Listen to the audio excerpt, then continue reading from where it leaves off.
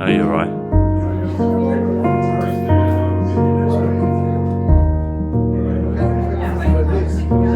What have you been up to? Oh, since the second time I've seen you, we caught up.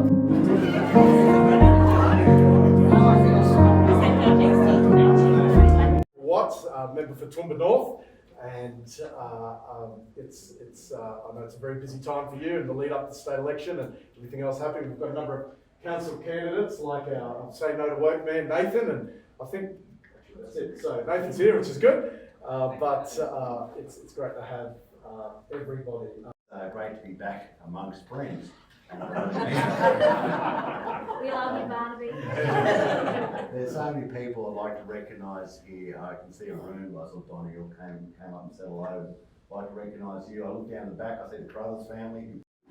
And one day, it would be the greatest honour of my life if you sort of step forward and sort of position either in the state or the federal house.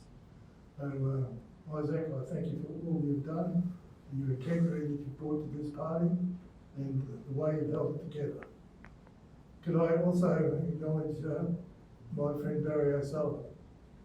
Ladies and gentlemen, there's very few people who make friends in the parliament, very few. You make a lot of acquaintances, but friendship is pretty rare.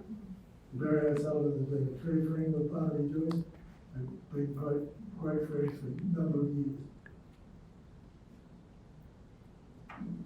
Can I say thank you, Barnaby? Thank you for coming up from New England to help me launch this book. Not pretty, but pretty effective. Barnaby ran with me twice, unsuccessfully. He kept coming back. And on the third try, he had the stamina, the willpower to keep going. The photo on the front cover of this book is me ringing John Howard from the tally room to tell him that Barnaby Joyce had just given him control of both houses of Parliament and he owed the National Party plenty. I would be less than honest to say our parliamentary partnership in the Senate started well. But over time working together, we came to the realisation we were both working for the same thing, the success of small business, primary industry, and standing up for the regions. We started to understand each other, and we worked together to form a great friendship. And John's Gospel was written in Greek, so without cutting a long story short, it was made up. But Ron was a man you could follow. And that's why he was leader of his party in the Senate for 17 years.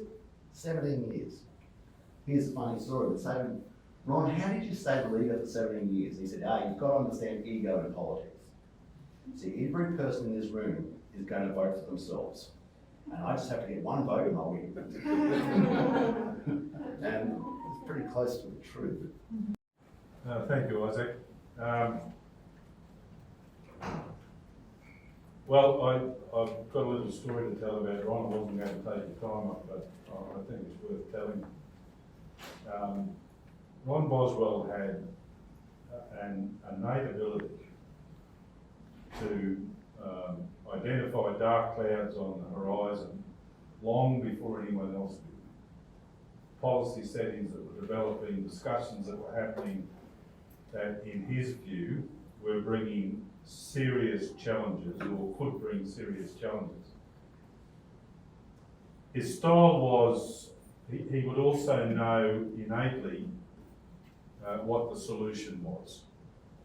But it was the bit in the middle, which is where Ron developed so many relationships in his political career. He would bring people around him, colleagues, parliamentary colleagues, staff, people from the outside to fill in on the detail.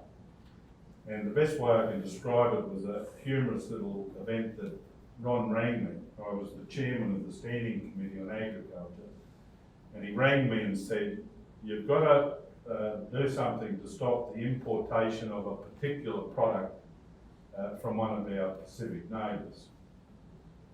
And I said, why, Ron? He said, they found nematodes in it. I said, what the bloody hell is a nematode?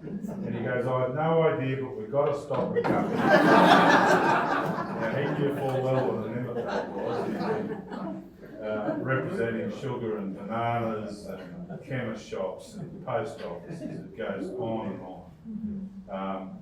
All of them had some common threads. They were a collection of small businesses, normally family businesses, and